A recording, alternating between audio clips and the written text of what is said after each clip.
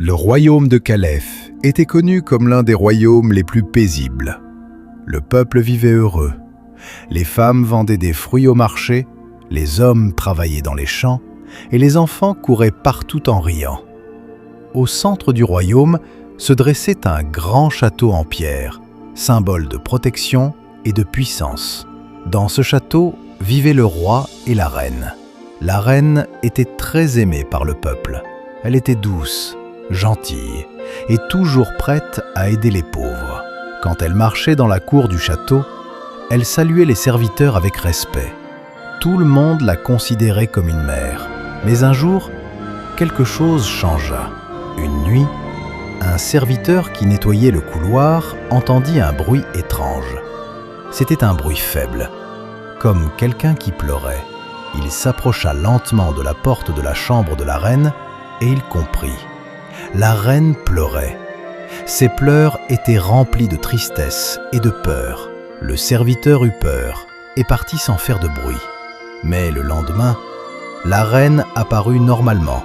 Elle souriait, comme si rien ne s'était passé. Pourtant, ses yeux étaient rouges et fatigués. Les nuits suivantes, les pleurs continuèrent.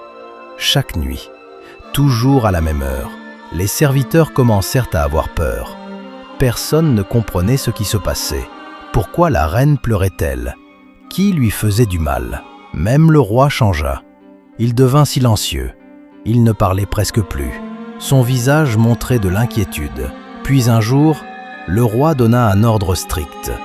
Personne ne doit s'approcher de l'aile nord du château la nuit.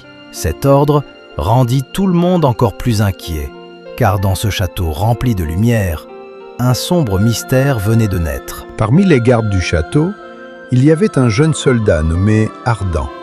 Il était courageux, sérieux et très loyal envers le roi et la reine. Chaque nuit, il faisait sa ronde près de l'aile nord du château, là où le roi avait interdit l'accès. Ardan aussi avait entendu les pleurs.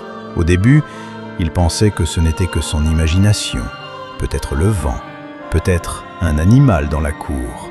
Mais les pleurs revenaient chaque nuit, à la même heure, des sanglots profonds, remplis de douleur. Une nuit, alors qu'il marchait lentement dans le couloir sombre, il entendit quelque chose de différent. Ce n'était pas seulement la voix de la reine, il y avait une autre voix, une voix grave, basse, presque comme un murmure qui venait de très loin. Ardan s'arrêta net. Son cœur se mit à battre très fort. Il s'approcha doucement de la grande porte en bois qui menait à la chambre royale. Les pleurs continuaient. Puis, il entendit clairement la reine dire « S'il vous plaît, laissez-les tranquilles !» Ardan sentit un frisson parcourir son corps. À qui parlait-elle? Il posa sa main sur la poignée. La porte était légèrement entr'ouverte. Il regarda à travers l'ouverture. La pièce était presque dans le noir. Seule une petite bougie éclairait faiblement la chambre. La reine était à genoux au centre de la pièce. Et devant elle, il y avait une ombre. Une grande silhouette sombre, immobile, comme une forme humaine, mais sans visage visible. Ardan recula brusquement, terrifié. Il n'avait jamais vu une chose pareille. Puis soudain, la bougie s'éteignit et tout devint silencieux. Le lendemain matin, la reine semblait encore plus faible. Son visage était pâle. Ses yeux étaient remplis de tristesse. Ardan comprit alors une chose. Ce qui se passait dans le château n'était pas normal et le danger était bien réel. Les rumeurs sur la reine commencèrent à se répandre dans le royaume. Les habitants parlaient à voix basse dans les rues et sur les marchés. Certains disaient qu'elle avait été maudite. D'autres murmuraient qu'un esprit ou un fantôme vivait dans le château. Mais personne n'osait s'aventurer dans l'aile nord, surtout la nuit, car le roi l'avait strictement interdit. Ardan savait qu'il avait vu quelque chose de réel. Les ombres et les voix dans la chambre de la reine n'étaient pas normales. Il décida qu'il devait comprendre ce qui se passait, même si cela pouvait lui coûter cher. Une nuit, alors que le château dormait, Ardan prit son courage à deux mains et s'avança vers l'aile nord. Le couloir était froid comme jamais et l'air semblait pesant.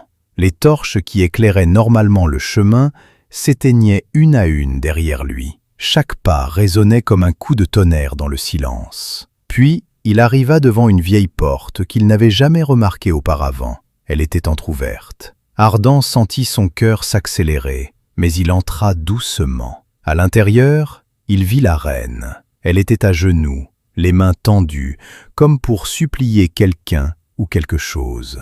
Devant elle, il y avait une silhouette sombre, immense et menaçante. Elle semblait silencieuse, mais sa présence remplissait toute la pièce d'une peur glaciale. La reine murmura d'une voix tremblante. « S'il vous plaît, prenez-moi, mais laissez le royaume tranquille. » Les mots frappèrent Ardan comme un coup de poignard. Il comprit que la reine souffrait pour protéger le peuple. Elle portait un lourd secret, et ce secret, c'était quelque chose de dangereux, interdit, qui pouvait détruire le royaume si personne n'agissait. Ce soir-là, Ardan sut qu'il ne pouvait plus rester passif. Il devait découvrir la vérité.